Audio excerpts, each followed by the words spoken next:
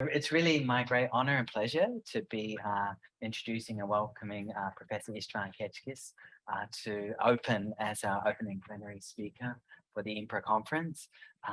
Professor Kecskés, he's a distinguished professor of the State University of New York, which means the whole actual system of universities in the state of New York. He teaches and researches at State University of New York, Albany, where he's in the School of Education, flying the flag of language and pragmatics for those education, which is wonderful. He has numerous honorary and visiting professorships around the world, and he's been really active in supporting pragmatics, but also second language acquisition and research on bilingualism around the world. He drove the establishment of the American Pragmatics Association, INPRA, which has its own conference series. He drove the establishment of the Chinese as a second language research, CASLA Association, which has a journal and associated conferences, as well as founding the Intercultural Pragmatics Journal, which is published by Mouton. And this series, this conference series is associated with that. He also founded the Mouton's series in Pragmatics, a book series with Mouton, and the bilingual CASLA Journal. And he's also the co-founding editor of the Journal of Language, Aggression and Conflict.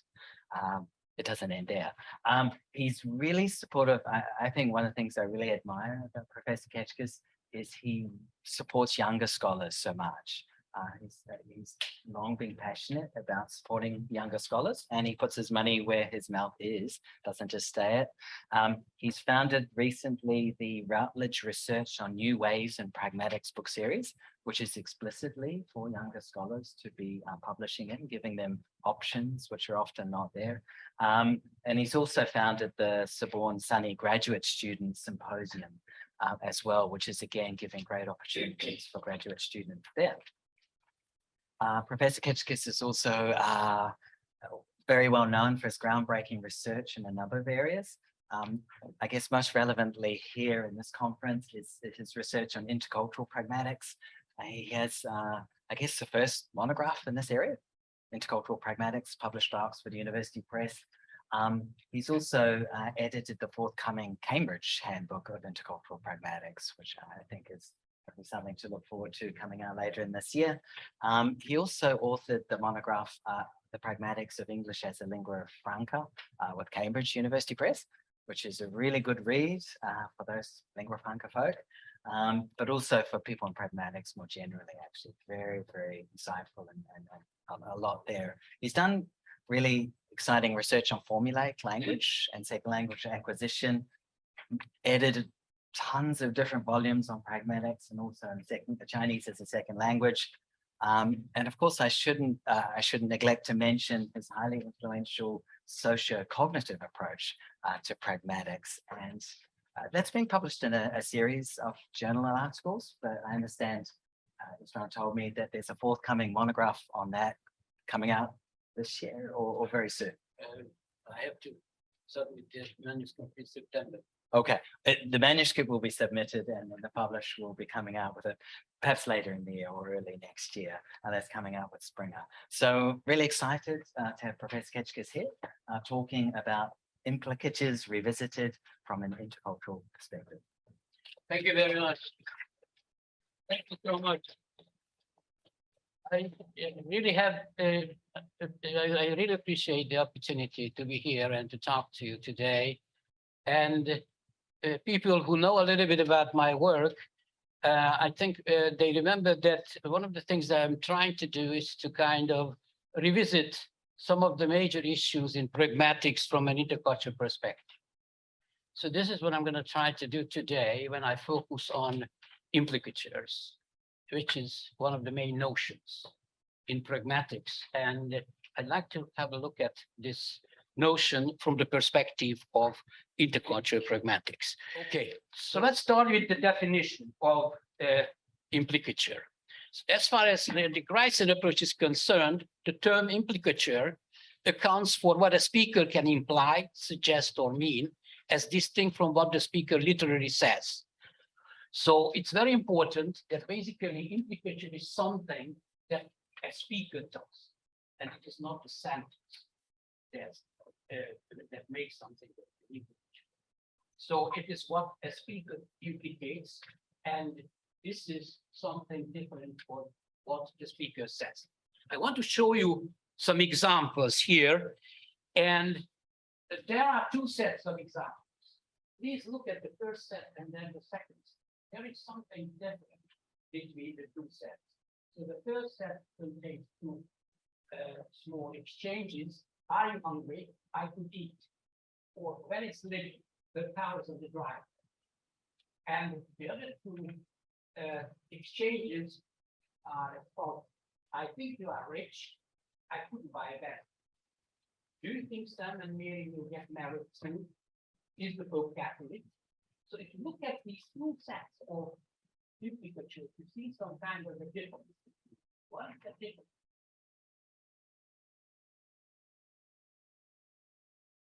So do you need anything to kind of understand implicature in the first two cases?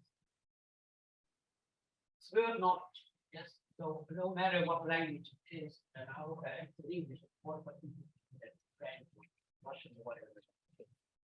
As far as the second one is concerned, if you look at the two examples, you see that after all, you need something else. You need some kind of project-specific knowledge if you want to understand the implicature in the two other exchanges. So that's a crucial thing as far as understanding implicatures in any language. So we know very well that the cognitive mechanisms that are responsible for implicatures are very similar, no matter what language we are talking. However, the linguistic knowledge, conceptual knowledge, encyclopedic knowledge, and the contextual effect are factors that actually make a difference as far as implicature processing is concerned in L1 and in L2. So in my opinion, the second language learners, second language users cannot be expected to act in accordance with conventions and norms of societal culture of native-speaking English communities. So that's a crucial issue as far as implicature using and processing is concerned in a second language. So what we know about implicatures is basically monolingual pragmatics. Okay, so that approach that we have to implicatures doesn't necessarily take into consideration that as far as second languages are concerned, they do not go through the socialization processes in the second language as they do in the first language. So how can we expect them to kind of understand target language implicatures the way as native speakers do? So that's a major issue, I think, as far as implicatures are concerned. If you look at the literature, you see not many studies, several studies that actually test second language users, on target language implicatures. And they expect the second language users to understand implicatures and process implicatures the way as they do in the first language. So I just mentioned there some earlier studies and new studies. What is common in them that they use target language implicatures, including frozen implicatures like formulaic expressions, and they check how the non-native speakers understand these implicatures, target language-based implicatures. And then they say that, well, they didn't understand this and they didn't understand that. Based on what do you expect them to understand these implicatures the way as those people who kind of grew up in the target language environment? So I think it's unfair.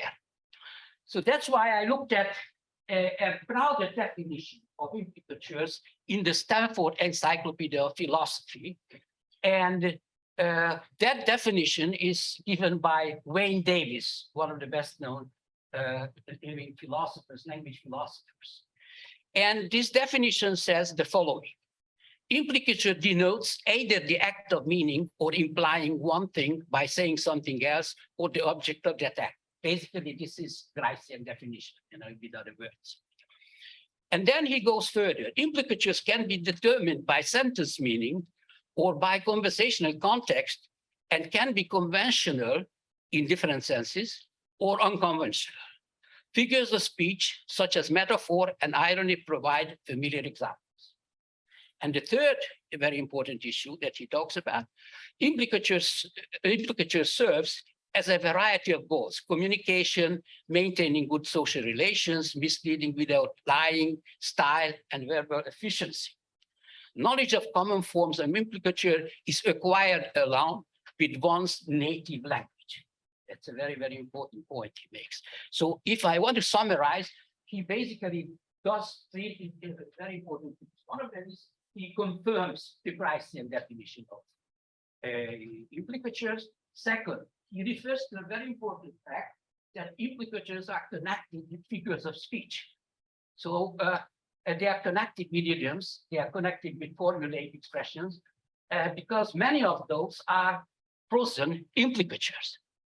And the third very important point is that usually linguists do not make as far, or linguistic pragmaticians do not make as far as implicature is concerned, that he emphasizes the importance of growing up in a speech community and acquiring how to understand and process implicature. Okay, so that's an important point he makes in his definition. So he emphasizes that the early forms of implicatures are acquired by children at a relatively early age through language socialization. So I also want to refer to the Australian linguist Keith Allen, who referred to the fact that basically what we have as far as implicatures are concerned, they are based on stereotype expectations. Stereotype expectations. So if they are based on stereotype expectations in the first language, how can you expect the non-native speakers to understand the stereotype expectation-based implicatures the way as first language speakers do? Because, you know, these expressions are for the mechanism for implicatures is based on four common ground in the first language. Okay, so do we share this four common ground with target language speakers? I don't think so. So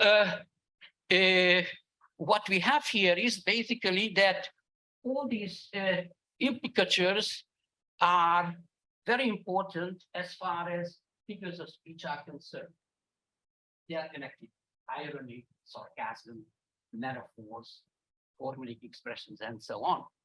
So in order for non-native speakers to process implicatures the way as first language speakers do, they have to share this co-common ground, target language-based co-common ground, and what we call collective salience. You know, if you want them to process implicatures the way as first language speakers do. So what happens here as far as these processes, conventionalization processes, are concerned in the first language? So that's a diachronic process mainly. And here is an example that I use how an implicature can be conventionalized, like, for example, the expression "go to the bath." You know, so this is nowadays it's the function to denote extreme. Yes, so that's something that it means. So you can use some a sentence like "the dog went to the bathroom on the living room." Okay, so why is it so? Because it is a part of language conventionalization. You know, so after all, this is quite natural. But it is quite natural in that particular target language environment. And of course, in this case, there is nothing wrong with the compositional meaning of the expression. No, actually, so here there is a match between the compositional meaning of the expression and the functional meaning of the expression. So, and this expression is part of common ground. So if we want to process implicatures the way as target language speakers do, we need two very important things. We need a good understanding of common ground in that language. We have to share this core common ground. And of course, we have to have a good command of the target language.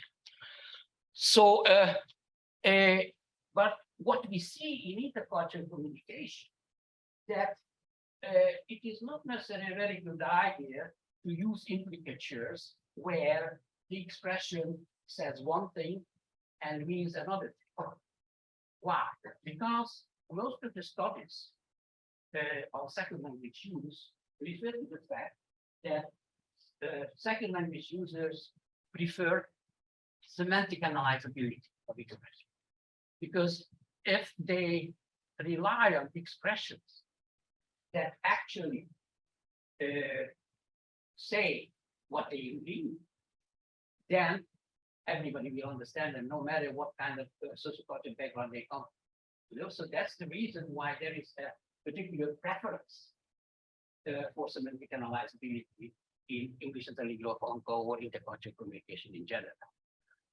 So I think that it is not necessarily a very good strategy in second language use to imply one thing and say something else.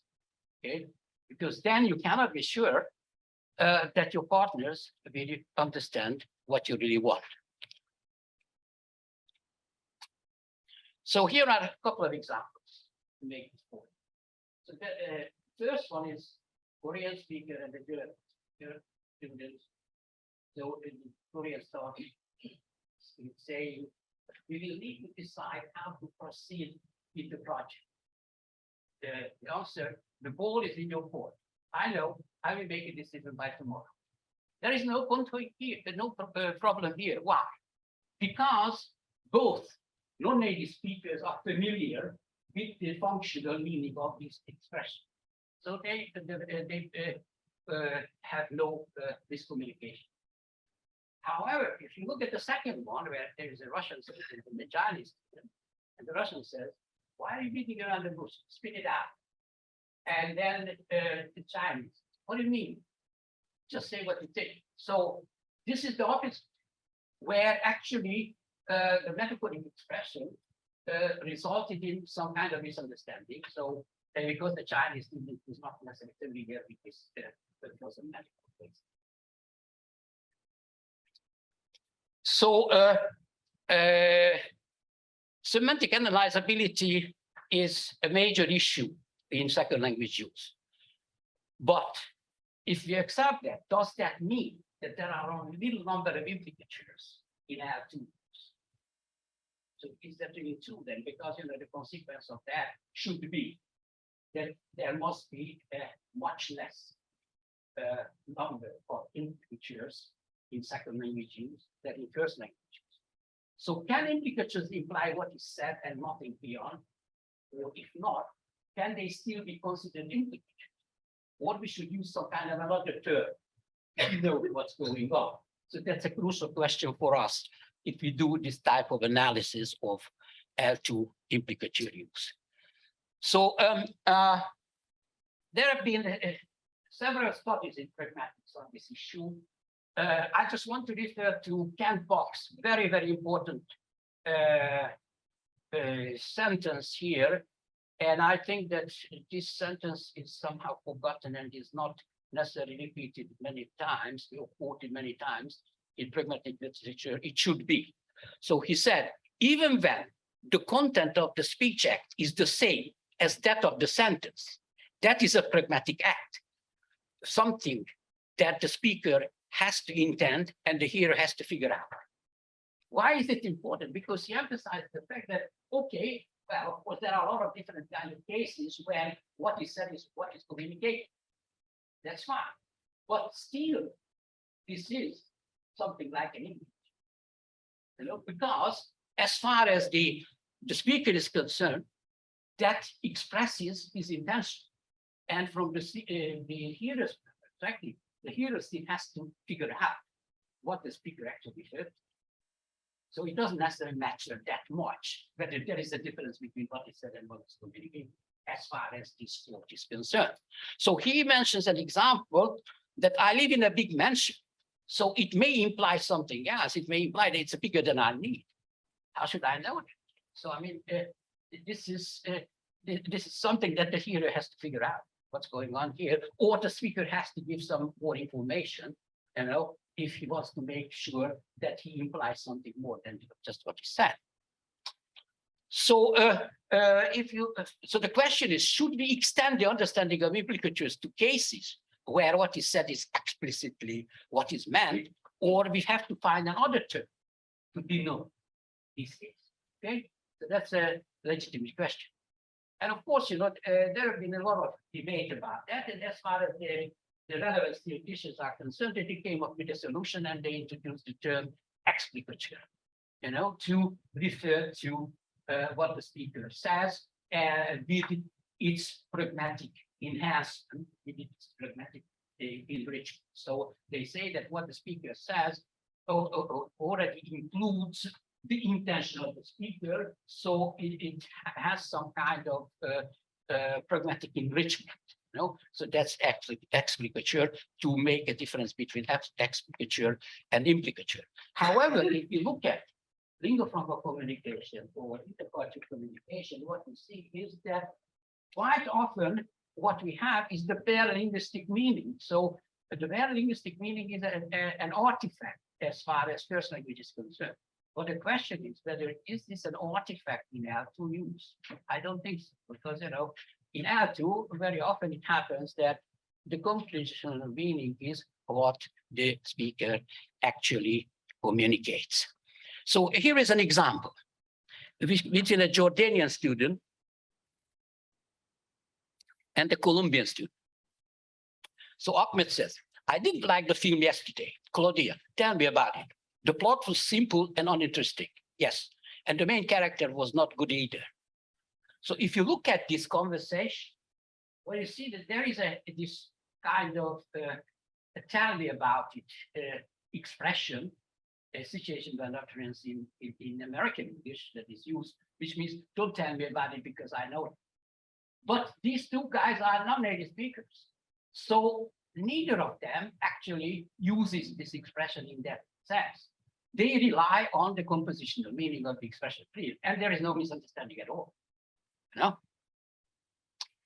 So what I say that after all, we have to recognize these cases, but they are not necessarily what we mean by implicatures as far as the Greichen terminology is concerned.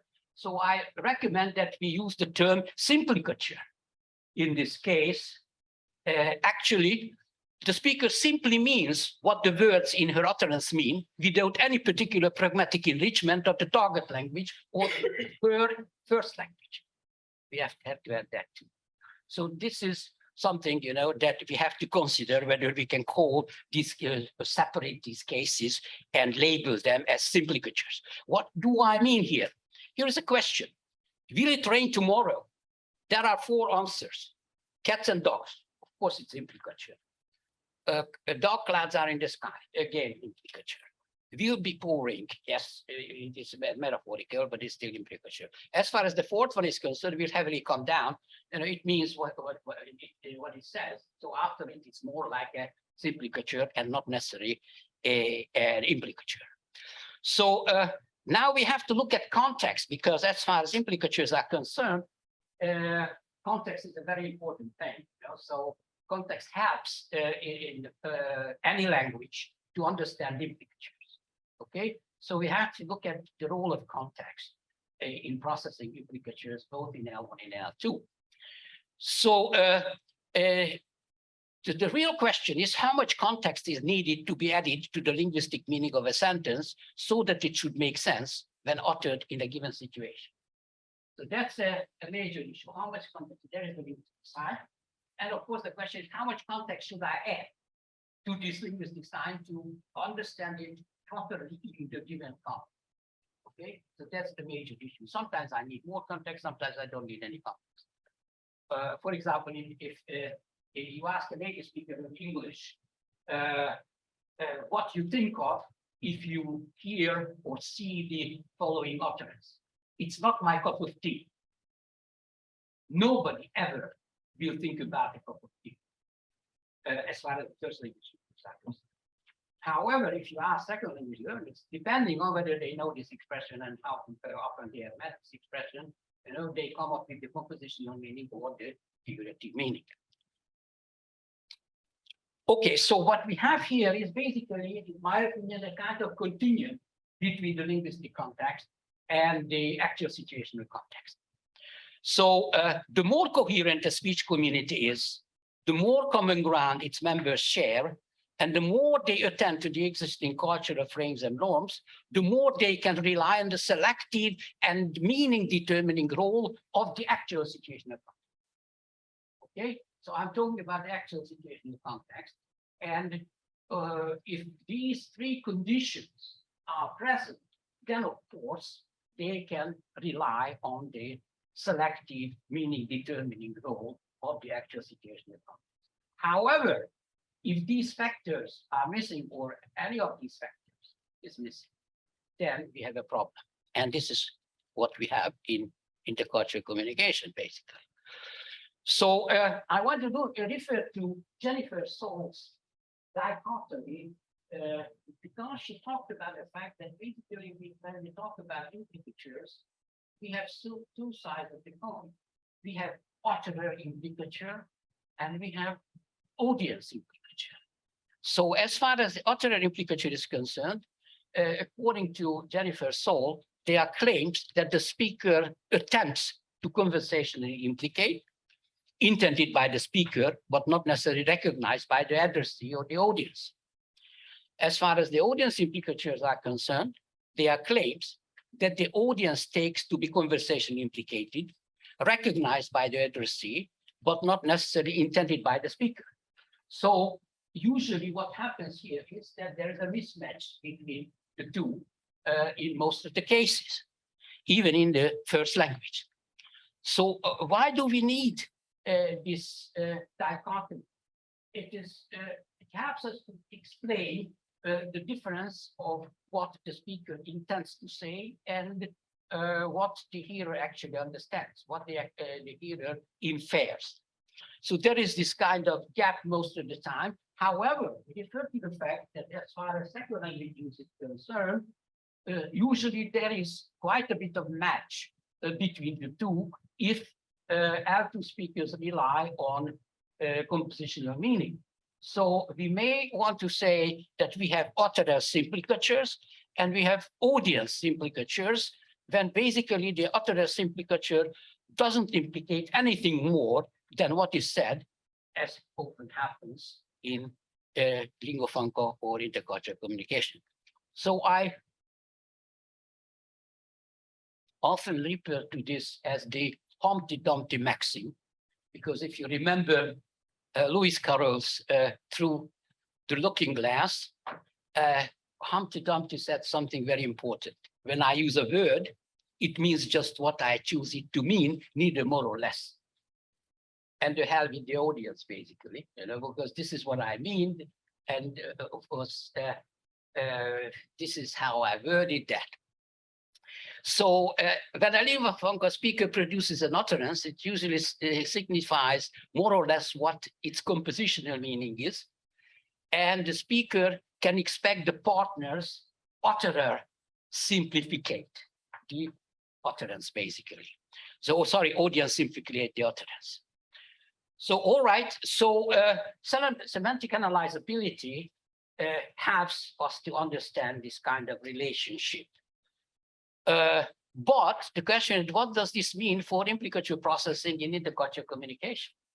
So how can simplicatures be further explained? What justifies their presence in intercultural interactions? So here is an interesting example. Sometimes I use this example to illustrate very interesting things. But this time what I want to demonstrate is the difference between speaker implicature and audience implicature. So it happened actually at the Fuzhou airport, I was waiting there and sipping some coffee when I heard that there were 3 Australian travelers drinking beer and coffee and eating and talking loud.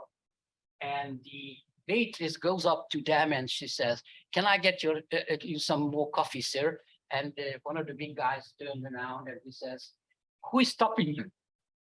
The Chinese waitress was like smiling and she said, "You want to stop me?" And the Australian said, "Oh no, just bring me the damn coffee." So there was a real conversation between two sides. And my feeling was that the Chinese waitress had no idea how rude the Australian guy was. He really was. And I went up to the waitress and I asked her, "Okay, tell me what you think about that guy." She said, "Well, it wasn't rude. I just don't understand why he wanted to stop." That's what the Chinese waitress said. So my point is that, okay, there was a speaking implicature there. That was an audience and an audience. Because what she did, she processed that absolutely composition. And of course, if you process this compositionally, then the conceptual load is lost after all. And this is what happened there, I think. So we have to come up with some kind of a model that helps us to understand what's going on here. So going back to the beginning of my talk, when I actually referred to 3 different types of knowledges, linguistic knowledge, conceptual knowledge, and encyclopedic knowledge, and I also referred to the contextual effect. I already talked about the contextual effect, but right now we have to bring all these things together somehow in a model where we have, on the one hand, the linguistic knowledge, and on the other hand, we have the sociocultural background. Well, when we talk about the sociocultural background knowledge, we have to realize that it has basically 2 sides. A conceptual side that is usually cultural and language specific, and the how to say, the encyclopedic side, the encyclopedic knowledge, which is connected really with word knowledge. So we have to think about knowledge that comes into play only when it is absolutely needed in the conversation. So if we remember those short exchanges at the beginning of my talk, the first 2, implicature, could be processed based on encyclopedic knowledge. You don't need anything else here. But as far as the second 2 exchanges are concerned, there you need some kind of conceptual knowledge that is culture specific, that belongs to the target language. So I think that the lexical items with their semantic properties, which is basically the linguistic knowledge, represent prior reoccurring experience, which is conceptual knowledge. And the actual situation in context triggers the other part of word knowledge that has been called encyclopedic knowledge. So these are the 3 types of knowledges that come to the fore when we actually use any kind of implicatures and when we process any kind of implicatures. So let me explain what I mean here. So as far as the first 2 cases are concerned, basically processing is no problem at all, because what happens is that based on word knowledge, you can understand the implicature no matter what. So there is a full match, like in the first example between the Arabic student and the French student. French says, "How long was your flight?" 13 hours. It's a long way to go. So after all, there is no problem here to understand what's going on. However, there is a case, we already saw something similar in my earlier examples, where there is a question of familiarity with a particular frozen implicature, like in this case, or metaphor in this case, when the Hungarian student says, "I think Sue's argument was incorrect, Manfred. You may have missed the boat there. I guess she was right. Sandro, it was not about a boat, Manfred. Sorry, you may have misunderstood the point. So what's going on here? Again, the German guy is using an expression, a metaphorical expression. You may have missed the boat there. And of course, as far as the Hungarian is concerned, he is probably not familiar with that because his utterance clearly shows that he misunderstood the expression. So the real problem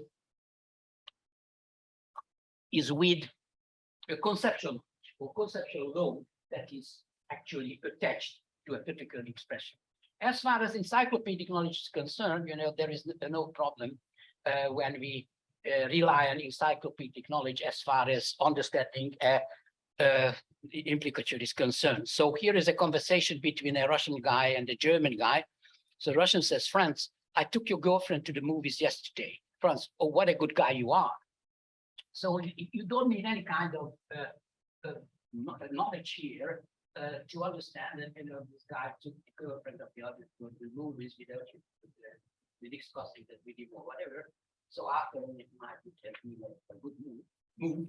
So that's how it is understood by the German guy. So you basically you rely on encyclopedic knowledge, and you can figure out very easily what was meant. Here is an example that shows how important conceptual knowledge is when we talk about actual implicatures. So the situation is following. There is a Turkish student and a Korean student, and they are talking, and the Turkish or the Korean student asks, "Do you know where Arnold is?" The Turkish, "There is a Humvee outside." "What do you mean?" "His girlfriend is in the military." "Okay, that Humvee is used by military personnel." So if you look at this conversation, the real problem is the conceptual knowledge that is attached to the expression Humvee.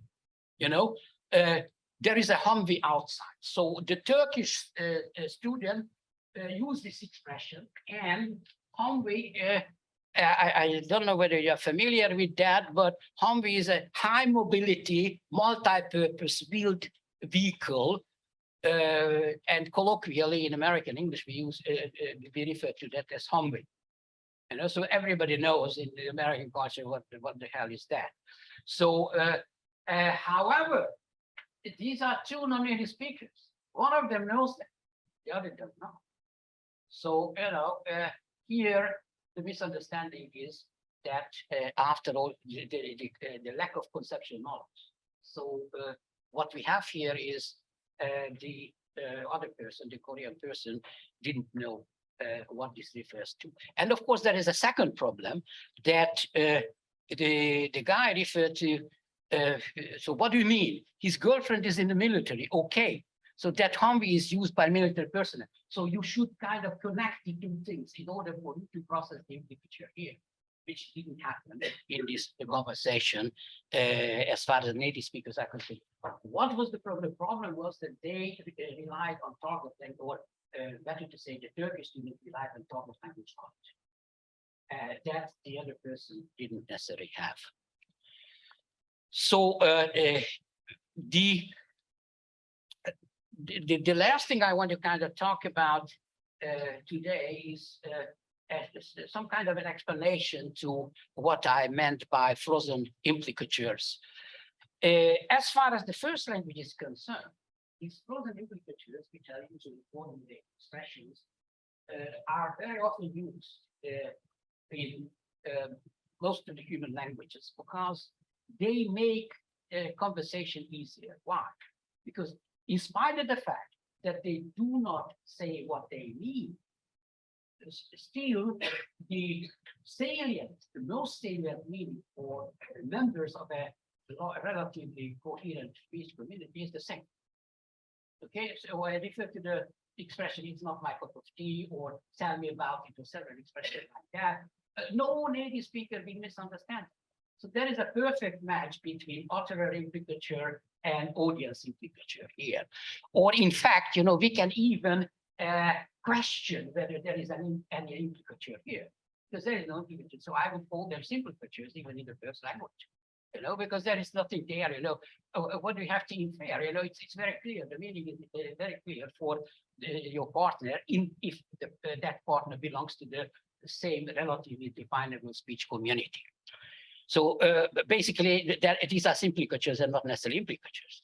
So what is important here is that the community function. So it is the community function of the expressions that is important for the native speakers in that speech community. They both recognize that, both sides recognize that, and there is no problem with that. So I have to refer to Henry Widdowson, who is one of the basic figures in English as language research. He is the husband of Barbara Zeidelhofer, who created the Voice Project. And Henry wrote a very interesting article about implicatures in the second language. And his main point is that he is denying that actually the lingua franca speakers use too many implicatures. And he argues that if familiar, jointly understood idiomatic phrases are used in the first language, there is no violation of maxims, so there is no implicature. So far, so good. Basically, he says what I just said. And he uses a term, bilateral condition of mutual norm recognition. So he says there is no implicature without bilateral condition of mutual norm recognition. So for him, there are two criteria for implicatures: violation of maxim and the bilateral condition of mutual norm recognition, which means that he expects that both sides in the conversation recognize equally the norm based on which the person used the implicature. So we can agree with that, and we can say that basically, you know, it works very well for the first language. But the problem is that he connects implicature use with creativity. And he argued that much of the lingua franca use can be described as creative. He considers ELF creativity as acts of intended norm, non-conformity, deliberate departures from an expected norm. Deliberate. I would question even this word deliberate departure, because most of the time it's not necessarily deliberate as far as the second languages are concerned. You know, they just say something and that's not necessarily deliberate. And he goes further and he claims that these departures are intended to have a particular perlocutionary effect. That's all right. So, you know, these expressions are there, you know, but it is not necessarily, it doesn't necessarily mean that we do not have implicatures. We do not have implicatures based on the first language conceptual knowledge. So that's the real issue here. And he argues further, I don't want to read all the kind of quote that we have there, but just the first paragraph and the second one. The first says, but this bilateral condition of mutual norm recognition typically doesn't apply in context of interaction between the ELF users. So he expects that there should be this norm recognition that is in the first language, okay? And he goes further that if the condition of mutual norm familiarity is not met, there is no implicature. So that's his argument. But you know, the real problem here is that if there is no implicature, then what is it that we have? Because we have quite a lot of implicatures in the second language communication. However, in these cases, what we expect not necessarily the bilateral condition of mutual norm recognition, but I would like to change only one word, but the bilateral condition of mutual function recognition. Because it's not the norm here, since you know the non-native speakers do not necessarily, or they are not necessarily familiar, as I demonstrated in several examples, not necessarily familiar with the target language norms. So we cannot expect them to do that. And if we talk about norms, then you know there is a question of temporary norms, which is another issue. I don't want to talk about it today, but that's a realistic issue. And the most important thing for them is the function recognition. They should recognize the function. And if we look at some of the examples here from the Voice Project, what happens in these examples? Here are the two examples from the Boys Project. The point of the whole things about quota, it's a very good idea, but in the same time, it's like knife with double blade, you know. Or I feel that many times I'm pulling the brakes, and I'm consciously doing it because I know everybody understands that.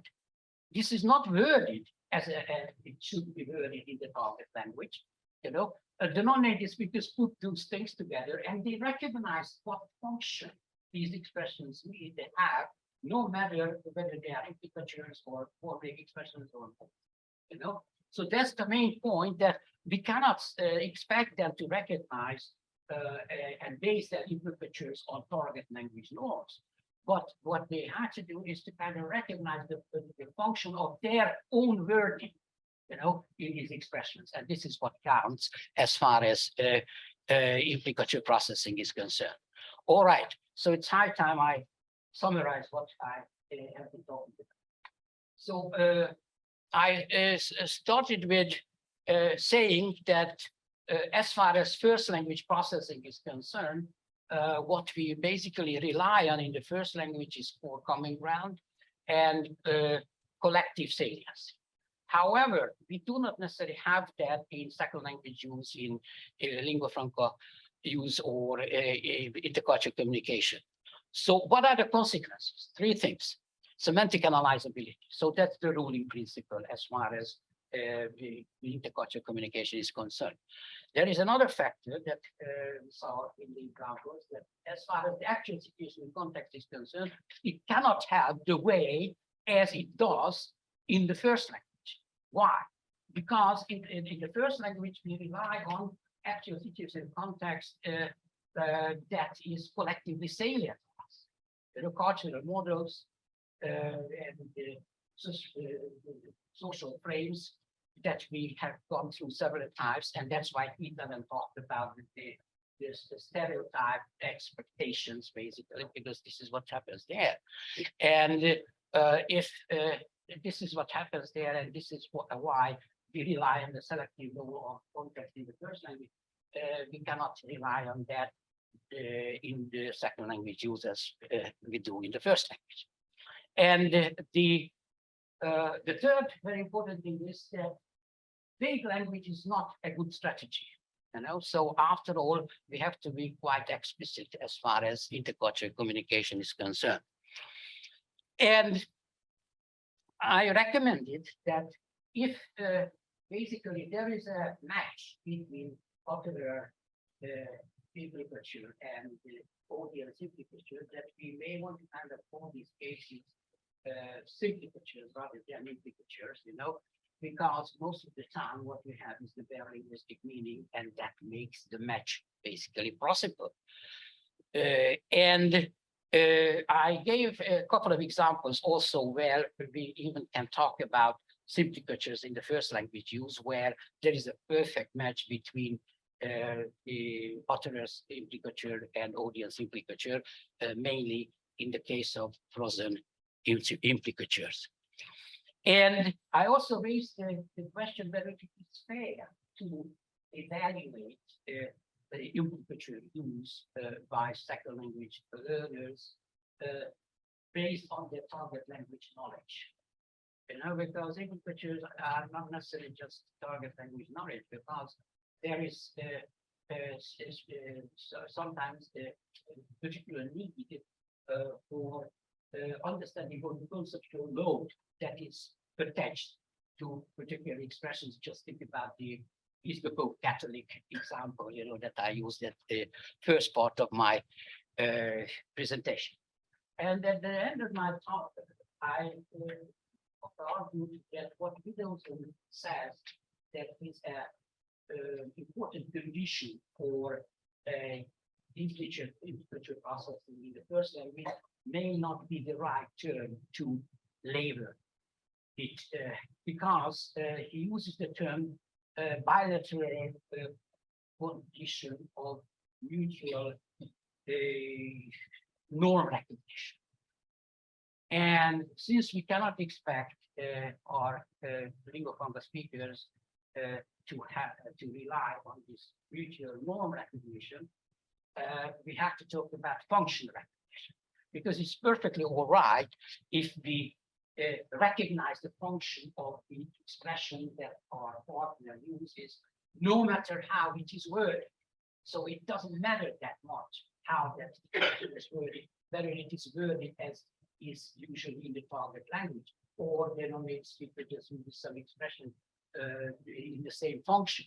The important thing is that we should recognize in what function that expression is used, and that's what actually counts in lingua franca communication and intercultural communication. Thank you very much for your attention.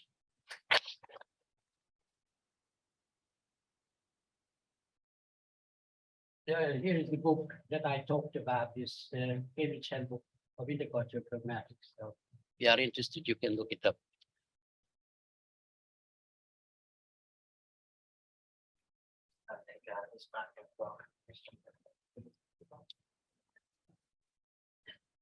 So we'll have monitor the questions online, but if anyone has questions for Professor, audience here. Yeah. Hi. I just was wondering if it's also for ironic statements. I guess this is even more complicated than just metaphorical expression or idiomatic expression. Yes, I mean, definitely. So as far as Implicatures are concerned, there are appropriate Implicatures, and there are Implicatures that are basically frozen metaphors, frozen metaphorical expressions. And I think what I talked about is mainly concerning the forming expression, the frozen Implicatures, but also, the appropriate Implicatures, all those things that I talked about, like the reliance on conceptual knowledge, or encyclopedic knowledge, or linguistic knowledge, is very important. So, if you create a method and Implicatures at cost, the question is, of course, based on what some of the process, and of course, if the use of semantic analysis that's referred in the question communication, then usually becomes communication on the understanding. So if you rely on the scientific knowledge, also not the real problem. thanks.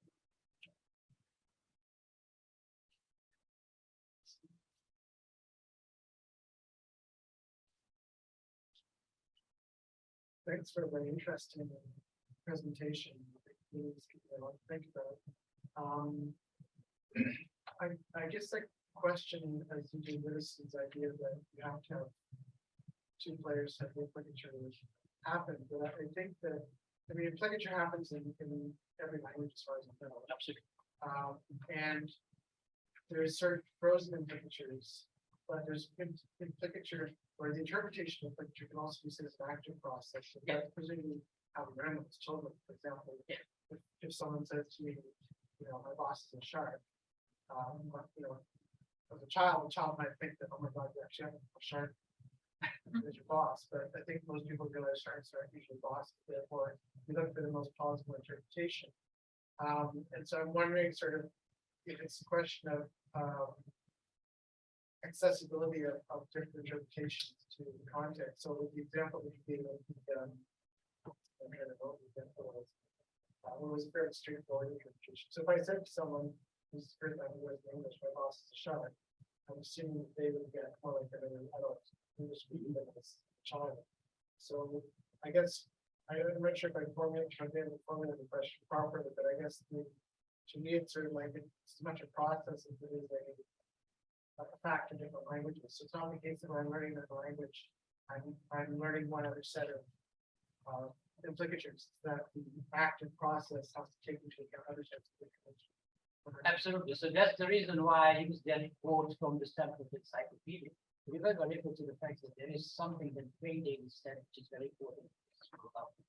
That as far as the implicatory processing is concerned, you go through language socialization in your first language, and you gradually pick that up subconsciously, automatically, not including both the frozen implicatures and the appropriate based implicatures. Okay, so the question is, of course, if you look at second language learners, because the mechanism is the same, so you say that each language of course, has this process for the speakers. And you know, if there is a German speaker, that German speaker has gone through that process in this German language after all, of course, again, you know, subconsciously looking at it. So the question is, where is the problem? So what creates the problem for the second language process? And I looked at linguistic knowledge, encyclopedic knowledge, and conceptual knowledge. And I emphasize that as far as linguistic knowledge is concerned, it's not a bit of a problem because it's semantic analyzability. You know, if I stick to the compositional meaning, I'm okay. The same thing with encyclopedic knowledge, because you know, even if I come from a German background or a Chinese background, you know, we share some understanding of the word, and of course. That might be a problematization. I mean, that of course, you know, there are different approaches to the same factor that we have in the world around us. But most of the time, you know, we can figure it out. But the real problem is the conceptual knowledge, that is attached to these expressions or implicatures, like is the book Catholic example was, you know, where I have to have some kind of understanding of this conceptual growth that is actually, otherwise I'm lost. You know, no matter how much encyclopedic knowledge and linguistic knowledge I have, you know, if I miss that, there might be a problem to process any kind of ad hoc implicature in the target language or frozen implicatures in the target. And the problem is, of course, mainly in the frozen implicatures, because this is where we see what Bryce speaks about, the major difference between what is said and what is communicated for the second language. But for the first language, that's the easiest thing. So, you know, because if you rely on those ready-made expressions, then you can be sure that nobody will misunderstand. You know, so that's the safest thing for the first language user and the less safest thing for the acting user.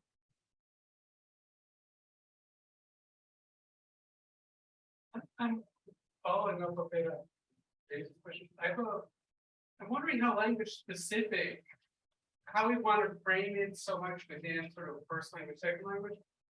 When I'm from a part of English speaking world where there's a lot of conflict tolerance, New York, like we don't have problems with conflict so much. And I have that leads to a whole set of behaviors, linguistic behaviors. When I'm in Spain, it's similar in many respects, but when I get out to either a Spanish-speaking world, hard Spanish-speaking or English-speaking world, where there's a high degree of avoidance, conflict avoidance, I'll get tripped up similarly. I don't get the implicatures when someone says, for example, someone doesn't say no to me. They give me a beat around the bush type. And so I would frame it in some respects more about a series of implicatures which are deep embedded in the culture, which you're calling conceptual, more than really a L2, L1 thing. Because I get confused all the time. If I go to California, I'll be like paying a lot of attention, trying to understand what's going on. And of course, you know, as far as first languages and second languages are concerned, I have several articles about intracultural and intercultural communication. So what is the difference? My approach to that is that that's a continuum. So there is nothing like intracultural, there is nothing like there is no intercultural, there is a continuum, and you move on that continuum all the time. And what we are talking about is that even living one language. If you live in New York and you go to San Francisco, Louisiana, or whatever, you might be lost the way you are lost when you go to Korea or whatever. So not to that extent, but similar. So and that's why we have the continuum, because if you go from New York to San Francisco, you move to the intercultural kind of direction of the continuum, and if you go to Korea, you will move even further on that. That's the difference. So I just started a big project that I talked about it in my book. The project is the Pragmatics of African varieties of English. bunch of people like 32. We are looking at what's the difference between Ghana, English, South, English, Kenya English, and so on. From this perspective, the okay, the linguistic system is the same for each of these varieties, but the system sits on a different social background. So how is it effective with language? Also, and what you are saying when the tolerance, when you so Europeans are very much tolerant. That's what Of conflicts, correct? yeah. We get into arguments all the time. Yes, of course, you can find similarities to other parts of this. And then the similarities that have the conceptual understanding of cases that are about, that's the main point. Because that is something that will affect your conceptual very powerful. And of course, this is what counts. And because if there is some similarity, and you even deeper for you, the wording, the English word. Well, so I know probably others have more questions, but we do have talks starting again at 4 o'clock. So if you do want to ask Professor Kecskés questions, please just come up. But I think some people may euphemism use. So great again, thank Professor Kecskés very much.